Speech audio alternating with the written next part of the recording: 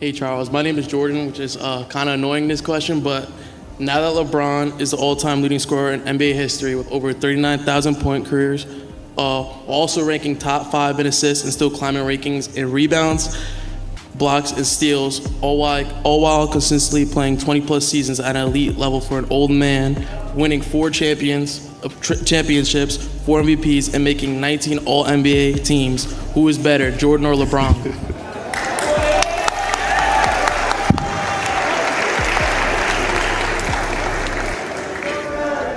You know, those are some incredible stats.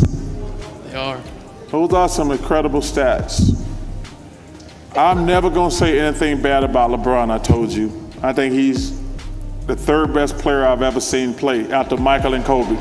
Why is ring culture so much more prevalent in the NBA than in other sports? It's funny, I don't know. I don't know why it's discussed so much in our sport and why it's the A-all, B-all of everything. But you have to really play hard.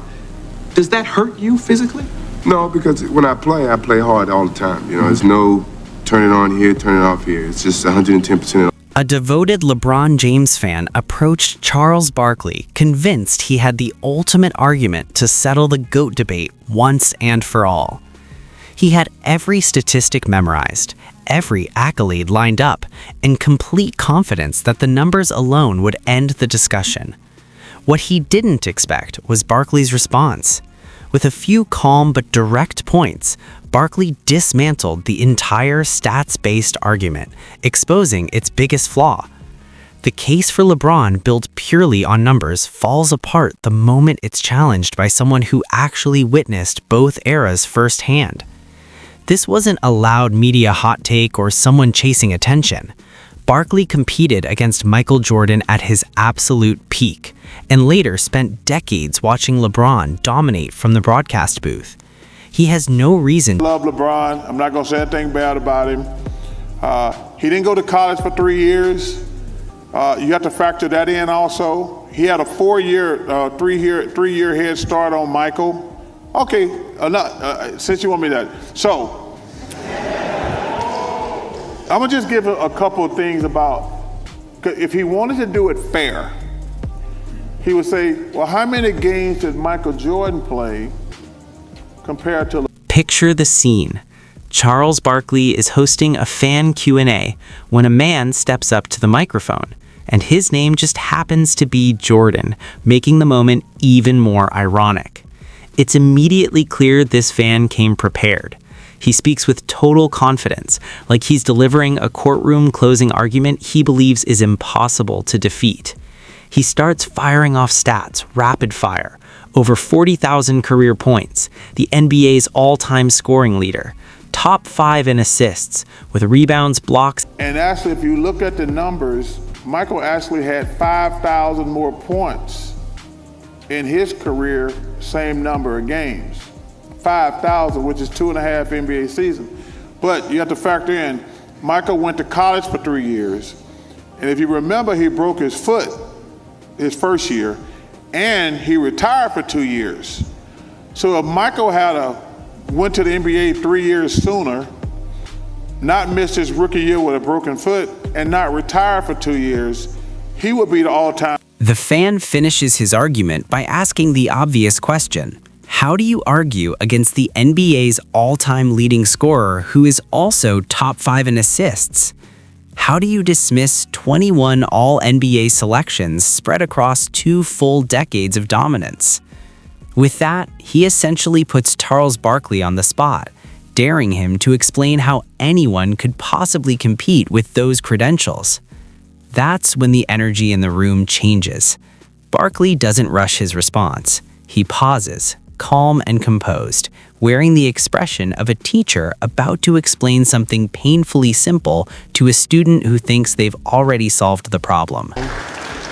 Did you ever look at how many shots Michael Jordan took and how many shots LeBron took? I did not. Michael Jordan. They were both gunners. Michael Jordan took way more shots. Well, that was his job. You know, it's all about winning championships and winning. And it's just basketball at the end of the day. Barkley's response immediately catches the fan off guard because he doesn't attack LeBron at all. Instead, he gives him full respect, calling those numbers insane and saying LeBron is an incredible player and one of the greatest he's ever seen. Coming from Barkley, that praise is genuine and unfiltered. Then he drops the first real bomb, a point LeBron supporters rarely like to hear. LeBron skipped college and entered the NBA at just 18 years old, while Michael Jordan spent 3 full seasons at North Carolina before turning pro. That difference alone gave LeBron a 3 to 4 year head start. Every career total on LeBron's resume includes thousands of points, rebounds, and assists that Jordan never even had the opportunity to accumulate because he was still playing college basketball. Barkley then flips the entire debate with one simple question. If you want a fair LeBron, we compare him favorable to Magic Johnson. He's a more of a triple threat than Michael was. I'll agree with that. But let me ask you a question. I want you to be honest with me in your heart. If you had one game and you said, I need to win game 7, would you want LeBron, Michael, or Kobe in one game win all? LeBron. When Barkley digs deeper, the gap becomes impossible to ignore. Over the same number of games, Michael Jordan scored roughly 5,000 more points than LeBron James, which is the equivalent of about 2.5 full NBA seasons of scoring. That still there. I can feel it from you, right? How did that love of the game fuel your career? It was the basis of my career. My love of the game within my contract, which, I'm pretty sure most contracts now, I'm actually positive now, don't have that clause within the contract where... You had a clause in your contract. Love of the game contract, right, that if I was driving with you down the street and I see a basketball game on the side of the road, I can go play in that basketball game. And if I get hurt, my contract is still guaranteed. I love the game so much that I would never let someone take the opportunity for me to play the game away from me. It might not be in the team's best interest, in your best interest, to play all 82. Is that something you thought about at all since you made the goal?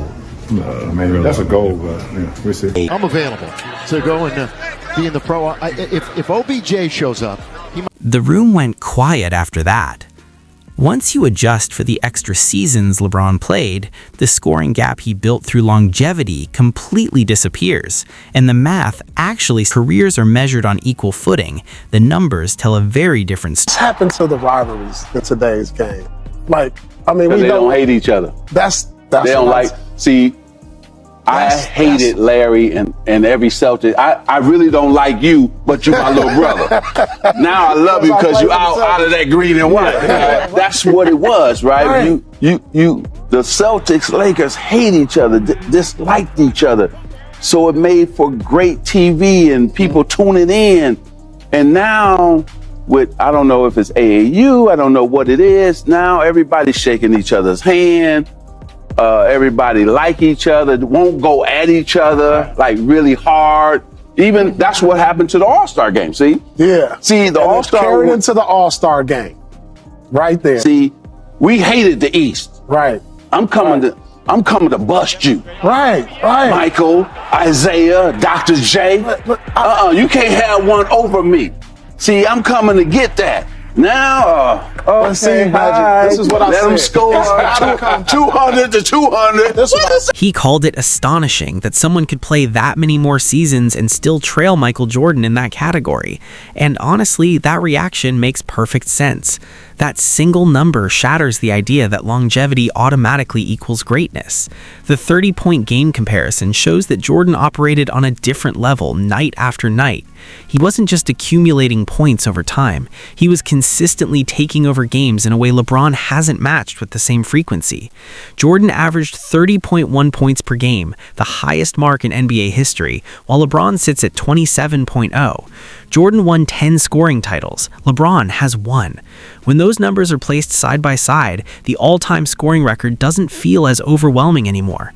LeBron didn't reach the top by outscoring Jordan. He reached it by outlasting him, and those are two completely different achievements.